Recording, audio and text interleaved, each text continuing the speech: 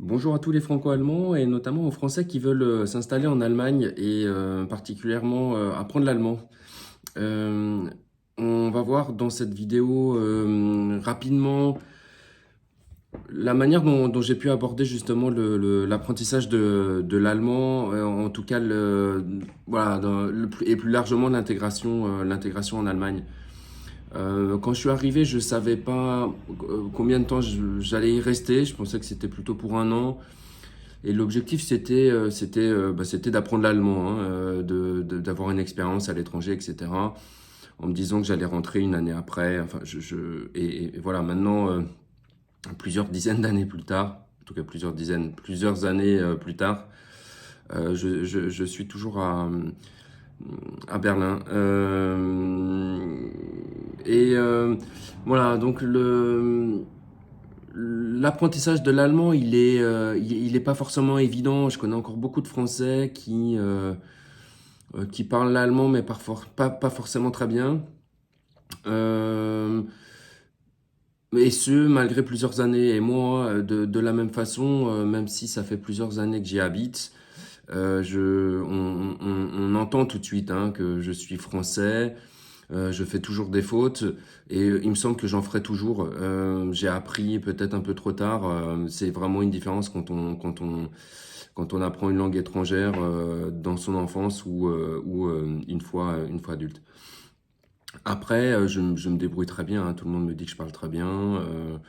Euh, voilà, et j'ai aucun problème à me faire comprendre et à comprendre les gens. Et c'est plus vraiment une langue étrangère dans la mesure où c'est plus une langue, euh,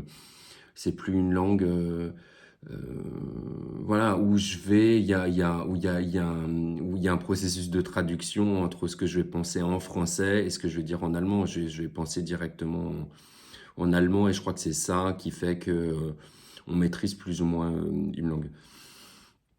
Alors, quand je suis arrivé, donc au départ c'était pour un an et j'avais vraiment envie d'apprendre l'allemand. Il n'y avait pas que, il y avait la ville, il y avait un certain nombre de choses qui m'intéressaient, mais je voulais apprendre l'allemand.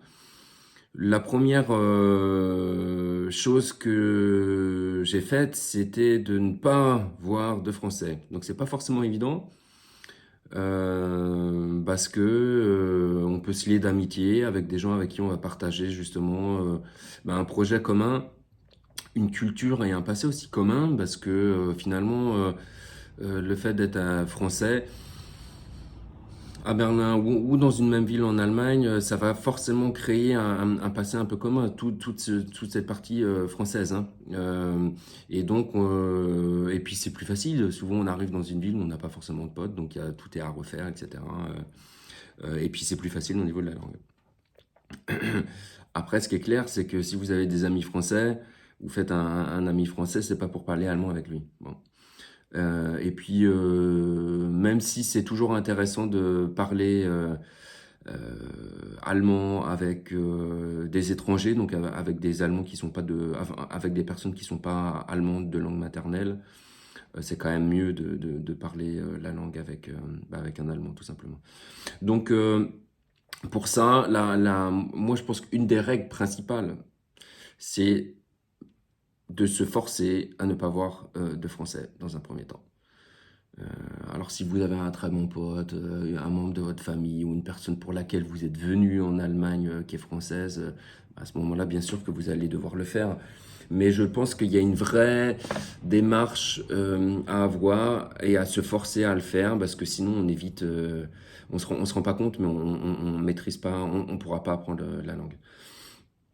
Euh, Vous n'avez pas besoin de dépenser de l'argent pour apprendre l'allemand.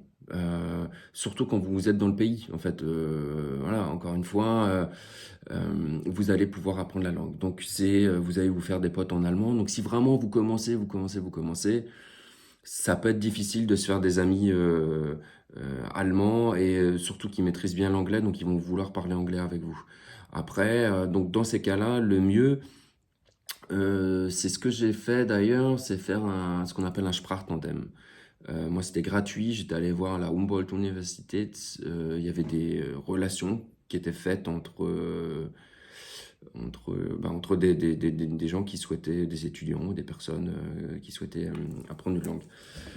Et donc du coup, j'ai rencontré dans ce cadre-là une personne allemande qui voulait apprendre le français, et moi, elle était intéressée par le fait d'apprendre le français. Et donc on se retrouvait, je crois que c'était une fois par semaine. On se rencontrait une fois par semaine, je sais plus, ça devait être 2 heures ou 1 heure, ou après chacun fait un peu comme il veut. Ou voilà, dans la première partie, bah, il y en a un qui apprend la langue à l'autre, et l'heure d'après ou le moment d'après, bah, c'est l'inverse. Ça s'est très bien passé, d'autant plus que au final c'est devenu la relation a évolué, c'est devenu une relation amoureuse, on en reparlera après. Mais ce qu'il faut savoir aussi, c'est que j'étais plus motivé qu'elle à vouloir apprendre l'allemand, le fait d'être en Allemagne, etc. Et ce qui fait que, et puis c'était un peu égoïstement, moi j'avais pas forcément envie de faire apprendre le français. Même si c'est secondaire, hein, mais j'ai pas, quand j'ai vu que le fait de parler en allemand dominait, une fois que la relation avait changé, une fois que c'était plus juste de l'apprentissage, mais de l'amitié, à un moment donné, souvent on choisit une langue. C'est pas forcément facile de changer de langue à chaque fois. Et donc il y a une langue qui a dominé, c'est devenu l'allemand. Voilà.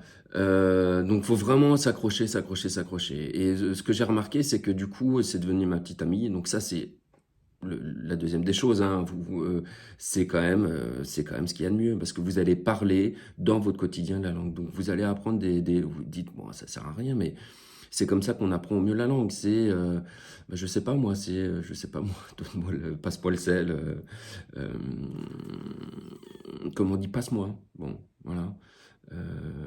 Et il y a plein de choses, faire le ménage, donc il y a plein de verbes, plein de mots, plein de vocabulaire, et puis c'est surtout une gymnastique intellectuelle qu'on pratique au quotidien, sans s'en rendre compte même, et c'est comme ça qu'on va vraiment, vraiment, vraiment progresser. Donc le mieux, c'est vraiment de parler allemand quotidiennement avec un Allemand, et donc, encore une fois, il y a le Sprachtandem, et puis ce qu'il y a de mieux, c'est d'avoir un partenaire, ou un très bon pote que vous allez voir tous les jours. Mais voilà.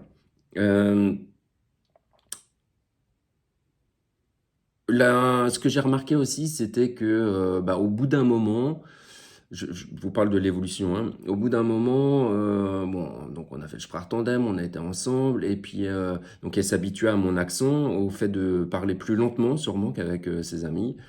Et ensuite, du coup, à chaque fois, et j'avais l'impression de progresser, et à chaque fois qu'on allait voir ses amis, c'était dur parce que du coup, bah, c'était des amis qui avaient eux-mêmes donc un passé en commun, donc ils parlaient de choses que je connaissais pas, dans une langue que je connaissais pas, et ils parlaient plus vite.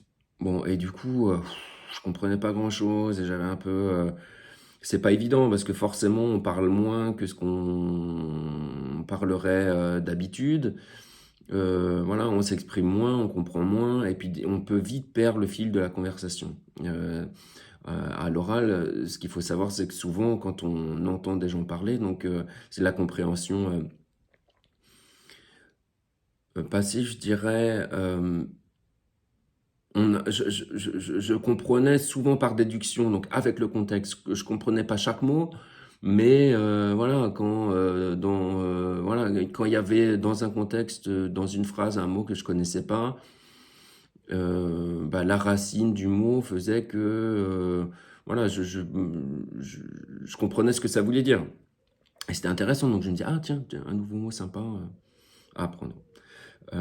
Mais quand il y a trop de mots qu'on comprend plus, on perd le contexte, et là, à ce moment-là, on n'arrive plus à céder de ça. Il y avait des moments où je lâchais parce que je comprenais plus. Et c'est assez frustrant, mais malheureusement, c'est un passage un peu obligé à avoir. Et faut vraiment pas se décourager, il faut y aller tous les jours. Donc, voilà, ne pas se décourager, parler la langue au maximum, éviter le plus possible donc de parler en français. Euh, il y avait une chose que j'aimais bien faire aussi, donc c'était apprendre de manière ludique. Donc, bah, du coup, je regardais la télé en allemand. Il y avait une émission, je sais plus, c'était un talk show, je sais plus ce que c'était exactement, mais qui était en allemand. Et c'était sympa parce que du coup, j'avais tout le temps une feuille avec un crayon, et je me disais, tiens, l'expression, elle a l'air sympa. Et je me suis dit, tiens, ou c'est un mot ou une expression que j'ai envie d'apprendre. Et donc, je me la notais, je regardais dans le dictionnaire, où souvent, encore une fois, je comprenais avec le contexte, et donc je l'écrivais, je me disais, tiens, ça veut dire ça, et peut-être que je checkais avec le dictionnaire, je me rappelle plus. Et je me l'écrivais. Et il y a pas mal d'expressions que j'ai appris comme ça, et avec la lecture. Donc après, moi, je me rappelle, c'était Picsou, je crois. Et la chose que j'avais, c'était que j'avais mon ami, je demandais à mon ami, où j'utilisais la phrase, alors des fois il rigolait, parce qu'il me disait, oh putain, comment t'as appris ça, où t'as appris ça, parce que dans Picsou, il y a parfois des expressions qui étaient un peu, voilà, un peu vieillottes, ou qui étaient plus forcément utilisées, donc j'avais la chance de pouvoir double-checker avec elle. Elle me disait, ouais, bon, si tu peux l'apprendre, c'est sympa, mais je voyais quand même que c'était pas forcément nécessaire. Euh, Mais encore une fois, et puis même, moi, elle m'avait dit, tiens, c'est marrant, tu fais plein de notes, mais tu les relis là, tu les relis jamais. Et c'est vrai que je les relisais de temps en temps quand je me disais, tiens, ça c'est un mot super important, enfin c'est vraiment un truc que j'ai envie d'apprendre. Et quand voilà, je me disais, je voulais le réutiliser, que je m'en rappelais plus, ben je regardais. Mais à partir du moment où on le sait, bon, il n'y a plus besoin de regarder. Et puis sinon, c'est qu'il y en avait trop, en fait. Et je me disais, allez, ok. 3 jours après, je me disais, c'est pas si important, ou j'arriverai pas, c'est trop, ou voilà. Donc même si vous relisez pas, moi je sais que ça m'a aidé. Alors après, je pense que j'apprends, c'est ma façon d'apprendre aussi, hein. J'aime bien écrire quand je veux apprendre quelque chose. D'autres personnes, ça va être visuel, etc. Donc chacun fait un peu après en fonction de la meilleure façon qu'il a d'apprendre. Euh, mais voilà, c'était la partie ludique. Apprenez de manière ludique les choses de la vie quotidienne. Euh, Dernier point que je voulais voir, donc à l'oral, quand vous parlez, je sais que il y a des gens qui sont plus extrovertis que d'autres, qui ont plus confiance en eux que d'autres. Moi, j'avais un peu de mal parce que je suis introverti et puis j'ai pas toujours eu forcément confiance, en tout cas dans la maîtrise de l'allemand. Et donc j'avais tendance à moins parler, mais c'est une erreur, parce que voilà, on a peur du jugement de l'autre, on a peur voilà, que les gens se moquent de vous. Moi j'ai étudié le droit, donc dans le cadre professionnel, fallait poser des questions ou s'exprimer dans un domaine où on a envie d'être pris au sérieux. Et c'est vrai que si on fait plein de fautes et qu'on parle comme un gamin de 5 ans, moi je sais que j'avais du mal. Et c'était l'avocate qui m'avait dit que c'était une erreur parce qu'elle connaissait quelqu'un qui faisait plein de fautes mais qui s'exprimait et qui avait aussi progressé. Et souvent, c'est vraiment le rapport qu'on a avec nous-mêmes qui nous bloque parce que les autres n'ont pas du tout ça. Ils sont beaucoup plus tolérants parce qu'ils savent que c'est une langue étrangère. Et objectivement, ça l'est, c'est difficile et on est en train d'apprendre. Donc, qu'on fasse des fautes, a priori, c'est normal. Basta. Il y a... Donc, allez-y, faites des fautes, c'est normal et c'est là. C'est d'ailleurs le seul moyen de s'améliorer, d'apprendre la langue. C'est en s'entraînant et donc en faisant des erreurs. Donc ayez confiance en vous, n'ayez pas peur du jugement des autres, exprimez-vous à l'oral. Moi, ce que j'aimais du coup pas mal faire, c'est que quand je pensais, ben, je me parlais en allemand, donc je pensais en allemand. Je me disais, tiens, je sais pas, j'étais dans le bus je m'imaginais des discussions et je me les faisais dans la tête. Après, je pouvais même le faire à l'oral, là comme je fais devant la vidéo devant vous, mais sans vidéo, on peut très bien se parler à soi-même à voix haute dans la langue pour l'apprendre et pour voir si on la maîtrise. Et moi, j'utilisais ça, c'était pour me dire, ah tiens, là, j'aurais bien voulu m'exprimer sur ça, mais je vois que bah, y a cette forme du, je sais pas, conditionnel que je maîtrise pas, où il y a tel mot ou telle formulation que je connais pas encore et qui me bloque dans mon expression, et donc j'allais travailler comme ça. Du coup, ce qu'on peut dire de ça aussi, c'est que ça sert à rien de prendre forcément qu'un bouquin, le lire de A à Z et se dire bon c'est bon maintenant je maîtrise. Euh, le fait de parler, de me dire tiens là c'est un truc que je voudrais bien, que je dois maîtriser parce que ça me bloque, il faut vraiment apprendre les choses que vous allez utiliser. Pareil pour le vocabulaire. Donc il y avait du vocabulaire juridique, parfois j'avais du mal sur des sujets si on n'en parlait pas. Déjà c'est des vocabulaires compliqués mais qu'on réemploie jamais. Ce qui fait qu'il fallait vraiment l'apprendre par cœur et 3 mois après, si je l'utilisais pas, c'était perdu. Donc finalement, j'aurais très bien pu ne rien faire. Donc vraiment apprendre des mots qu'on va utiliser quotidiennement, parce que si on l'utilise 10 fois, 20 fois, 30 fois, 40, 100 fois, de manière répétée sur un court terme, qu'on va finalement l'apprendre, et après on passe à autre chose, quoi. Et pareil pour la grammaire, c'est vous parlez et vous dites: «Ah, là je me sens bloqué». Donc voilà, c'est le conditionnel. Moi je me rappelle, et je crois que c'était le conditionnel passé. Et si, et en plus, si on le voit que d'une manière, que sur un livre, on se dit: «Bon, ok, je maîtrise plus ou moins», ou voilà. Mais c'est vrai que, bah, mine de rien, on se rend compte qu'on l'utilise quand même beaucoup à l'oral. Alors, il y a des moyens détournés pour le faire. On peut s'exprimer autrement. Donc, si c'est pas forcément en priorité ou qu'on arrive à s'exprimer, très bien, restez là-dessus. Ça viendra plus tard. Euh, voilà, mais y aller vraiment au fur et à mesure et vraiment en fonction de ses intérêts. Donc c'est à peu près les conseils que je pourrais vous donner. Vous pouvez prendre des cours. Il y a des cours en Allemagne. Alors c'est à Berlin, mais il doit y avoir ça à peu près dans toutes les villes. Mais c'est les Volkshochschule, je crois. Je me rappelle plus du tarif. Moi ouais, j'avais fait ça. Non, avec l'université, c'était gratuit. Et sinon, les Volkshochschule, je sais qu'ils proposent ça aussi, mais moi j'avais fait des cours de cuisine, il y a des cours de tout, hein. Et c'est souvent pas très cher, et c'est en groupe, et c'est plutôt pas mal. En plus, ça vous permet de rencontrer des gens. Donc là, avec qui vous serez amené à parler allemand, même si eux sont pas allemands, c'est toujours intéressant. Là, ça va, vous pouvez vous faire des potes, je sais pas moi, anglais, américains, j'en sais rien, et vous allez parler allemand ensemble. Ça va vous permettre de voir votre niveau, de voir votre progression, demander des conseils, de vous faire des potes, vous amuser encore une fois, même si c'est pas des personnes qui parlent parfaitement la langue. Ça reste toujours intéressant. Ouais, voilà, je pense que j'ai fait à peu près le tour. Après, des cours payants, bah, bien sûr, c'est intéressant, ça dépend des moyens aussi. Mais encore une fois, c'est pas parce que vous payez que vous allez apprendre. Voilà. Donc c'est de la motivation, et puis il faut y aller de manière ludique, prendre du plaisir à apprendre et en faire, en faire, en faire, en faire, en faire, en faire.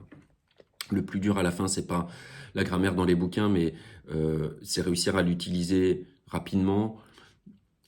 Et puis c'est le vocabulaire, parce qu'il y a plein de choses voilà, à apprendre. Donc ça prend du temps et beaucoup de pratique. Donc je vous laisse là-dessus. N'hésitez pas à me dire si vous avez d'autres conseils sur le sujet. Je pense que c'est plutôt pas mal comme thématique. Je verrai si je ferai pas des règles pour apprendre l'allemand, même si je pense que c'est mieux que ce soit un Allemand qui le fasse. Donc je demanderai peut-être à quelqu'un de le faire avec moi. Voir l'explication d'expression, je trouve ça sympa, c'est toujours intéressant culturellement. Donc voilà, on va essayer de faire pas mal de vidéos sur le sujet si ça vous intéresse. N'hésitez pas à regarder sur le site de Berlin Translate, il y a un certain nombre d'articles de blog très intéressants donc, dans le domaine franco-allemand. Notamment un article qui traite là du sujet dont on parle et que je vais mettre en description de la vidéo. Donc voilà, je vous souhaite à tous une bonne journée, un bon apprentissage, et puis voilà, à très bientôt. Ciao.